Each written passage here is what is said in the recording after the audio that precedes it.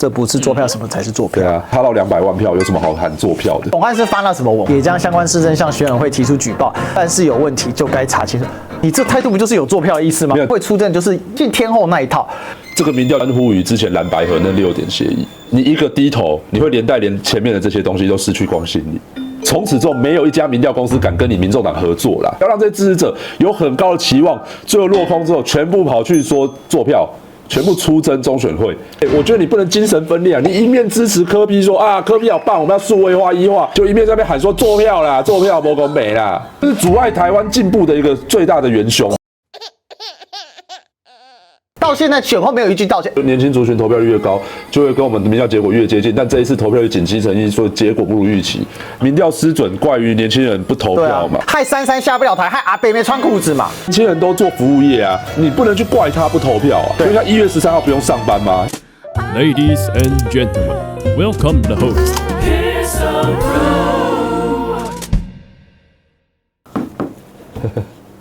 我真的觉得。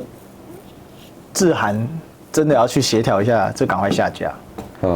200万哦，我跟你说，而且他的标题他就是直接抓准你的心理哦。对啊，这不是做票，什么才是做票？对啊，原本不相信，直到半夜收到选票。我跟你说，如果他只写到这里，还没那么严重。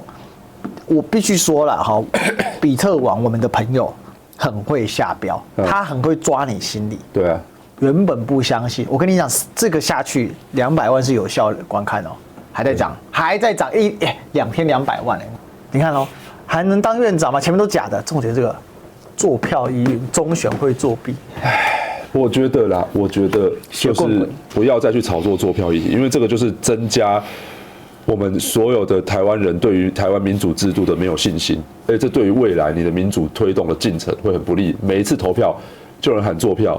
我觉得这是一种民粹的行为，你知道吗？这是一种民粹的行为。因为是假，所以求真哦。某白粉专 po 了一张2023年12月13号 KMT 内参赢民进党0.8%，呛说谁假民调？我只留一句：选前1个月民调就被封锁了。靠北这么玻璃心，果然是韭菜。护国神山千岁。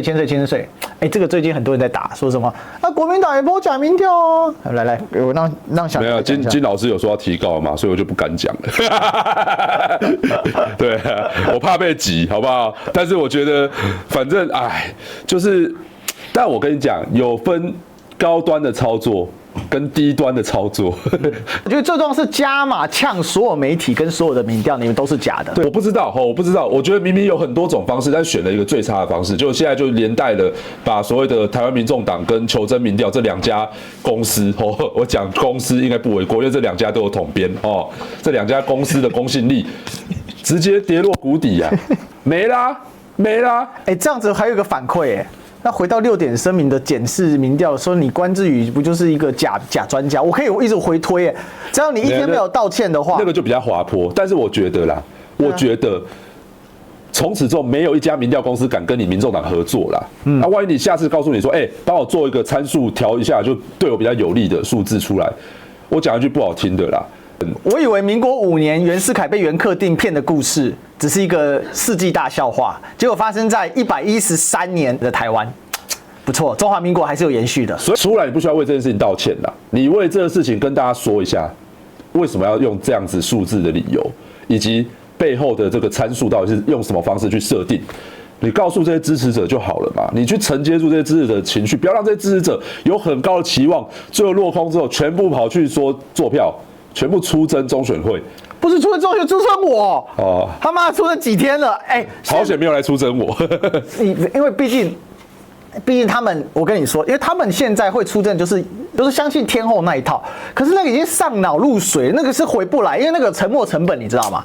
我当然觉得国民党一昧去怪黄珊珊也很奇怪。对，我跟你讲，这是错的。对，我觉得这等于说2边都该休兵了啦。那在我自己，我不是说要帮黄珊珊讲话，我只是觉得这整件事情他可以出来给这个支持者一些交代。你不需要道歉，你真的不需要道歉，你就给支持者一个交代就好，就说为什么是这样子的数字。因为现在很多支持者还是一个问号啊，那我觉得这种情绪是要人家去承接，要去解释。那这个估计到底怎么来的？一堆人来呛我说：“历史哥，你他妈的柯文哲就是600万票，你在被唱衰三小。”说，因为我那时候选前我讲2条嘛，我说第一个不会有人600万票嘛，第二个550万票就当选了，完全命中，竟然还有人不要脸拿670万票来呛我。我最后就讲什么？我说现在的选民结构就是这个样子啊，选民结构就是所谓60岁以上的决定选举的胜败吧。但我跟你讲，我不是要去煽动所谓的年龄层对立，而是要去不要再讲老人死光这个话，这太而是我要告诉你，台湾民众党，你什么时候才要真正的去重视这些人的支持度？后来有些做出来只有3%甚至2%的，我都有看过。对啦，反正这个东西你什么时候才要解决嘛？这才是重点。60岁以上的这一块支持度始终拉抬不起来，你不能一直老是怪朝阳敬老金啦。我觉得这跟你朝阳敬老金一点关系都没有。看，其实我直白讲一句啦，没有道歉就不会翻篇啦，没有解释就不会翻篇啦，不道歉也要想办法有一个委婉的道歉。解释啦，对啦，对啦哈。来，最新消息啊，小编来，这个柯 P 刚刚解释民调，我们才刚讲而已，马上出来哈。他还特别讲美丽岛民调。来，先讲第一段啊，第一段是回应作票的问题啊。对。那没回答完，这是一个未回答完的考卷。不会啦，我跟你讲，我讲真的啦，他不能再回答下去，你知道为什么吗？就是直接煽动情绪，所以他现在要开始踩刹车了。对，但是这个刹车踩得不好。对啦，可是我觉得他不能再讲下去，你知道意思吗？我知道，他再讲下去会直接触到一个就是深水区，就到底要不要做所谓的验票这件事情嘛？其实小牛这个关键哦，这不该是柯 P 扛的。我不想讲很难听。好啦，不要这战狼小姐姐扛啦，我这看得出来，这比较像是这不该柯 P 扛嘛？对啦，幕僚在哪里？我跟你讲，这个讲白了，就是总干事要出来处理。总干事发了什么文，我们等一下会讲哈。这个我们先搁着哈，不管。再来哦，民调26.5，封关民调来看，都把我制度压低，而且长期刻意打压弃保，特别是美丽岛民调一度做出14%前的事，所以他还是觉得对民调是意难平哦。确实啦，因为为什么联合报是100%命中啊？对啦，不是说都没有命中，但是确实美丽岛压低。但是你要知道，美丽岛聪明的点就是在他封关的那时候校正回归了嘛，所以你要说最后他失准，老实我就跟你讲嘛，商人不要跟吴子嘉玩着。你还记得我们很早就聊过，不要跟吴董翻脸，你还记得吗？我说你跟吴董翻脸，你绝对被吴董弄死。那再来哈，看全市化，其实封关民调是非常接近。我们在评估选情加采手机数字，而且年轻族群皮早很少接市化，加权计才能接近人口母体。只是个调查结果等于现实，就要看投票率高低。年轻族群投票率越高，我们的民调结果就越接近。但这一次投票率仅70%哦，结果不如预期，所以他怪的是年轻人不投票。我帮你翻译嘛，不告诉你85%会赢嘛？我告诉你他妈我算过85%也赢不了啦，有没有？我当场算给大家看。我封关前一天哦，因为我很怕小草崩溃，你知道，因为4年前韩本当场崩溃给我看，然后他妈才跑来出征我，就有这几个神经病。所以我为什么在1月12号的晚上直播，我特别算数字打计算机给大家看，我不是把那一张调出来吗？多少人口，几岁到几岁多少人？你看哦，40岁以下的人口竟然只跟70岁以上相等。对啦，这是很60岁要相等。我是觉得这一段哦是不用直接只设年轻投票率啦，因为凭良心讲哦，年轻人投票率到他们自己估是要到85%才有胜算。85%也不会赢，我算过了。对啊，那反正不管怎么样，85%还是一个天文数字啊，几乎不可能达到啊。不要说几乎不可能，从来没有人达到，从来没有达到过啊。对啊，因为就算台湾有史以来这个96年以来投票最高的几率，从来没有超过80%。没有啊，因为年轻人都做什么？都做服务业啊。所以像1月13号不用上班吗？要啊。而且1月13号生意特别好。对啊，投完票就吃饭了。对啊，所以我就讲这些年轻人他不去投票，你不能去怪他不投票啊。因为写得很呛，我必须说，我看得很不舒服啊。因为你在呛观众。好，没关系。那许多研究选前学者指出，2024年是20年最难预测，因为这一场真正的3人赛，我直接打赢你。联合 T 台、ET 土队3大准民调，结果 ET 土队直接被砍头。其实 TVBS 算准了，很准啊。你要说 ET 土队因为简讯，你会觉得质疑他的公信力，可是人家民调时养得好啊。是啦，那这个还有各种突发事件等等的，其实再怎么样也没有2颗子弹，还怪郭董这个董事长信件流传呢哈，没有关系，我觉得都还好了哈。最后关卡无法阻止弃保投票率哈，或争取更多张的认同，我以我的竞选，它是必须努力的方向。完了，这篇王炸，明天政论节目要爆开了。不，但我讲真的啦，这一篇确实还是要来啦。也就是说，就像我刚刚讲到的，从选完到现在，没有一个人针对他们的内参民调出来做解释，包含发言人也没有。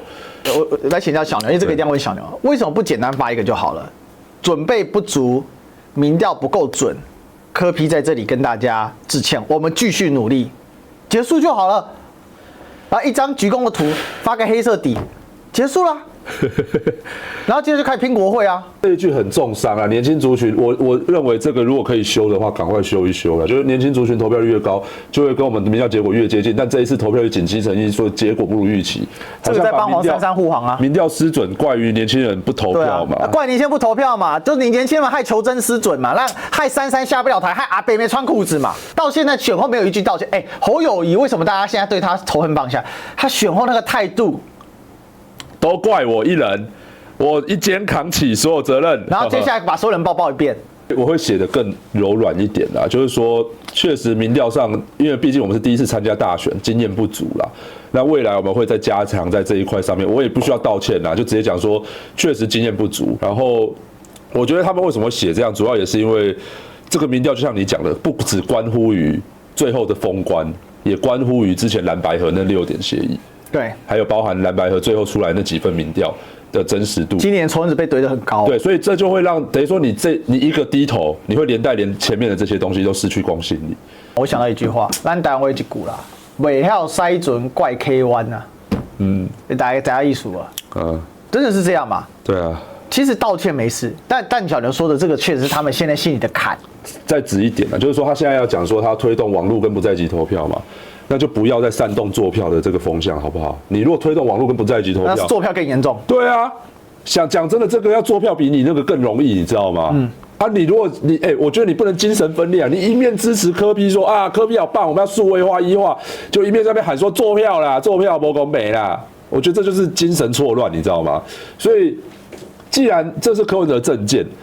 那我觉得这代表这背后的潜台词叫做说，大家不要再纠结作票这件事情了，因为你真的要走向1化，你第一个你就是要信任政府体制。他现在不是1化是阴谋，我指的不是说白痴到无脑去信任他，你可以去觉得说他有什么治安上的疑虑，或是有一些可能一些，比方说这个机制上有没有一些运作不顺畅，还是怎样，你可以去检讨他，但你不能直接就讲说哦，你弄这个电子投票就是有意图要作票。对。因为这是一个滑坡逻辑啊，这完蛋！你知道这就是阻碍台湾进步的一个最大的元凶。狂韩粉到最后是怎样？他就说李基勇在调数，直接多按一个0。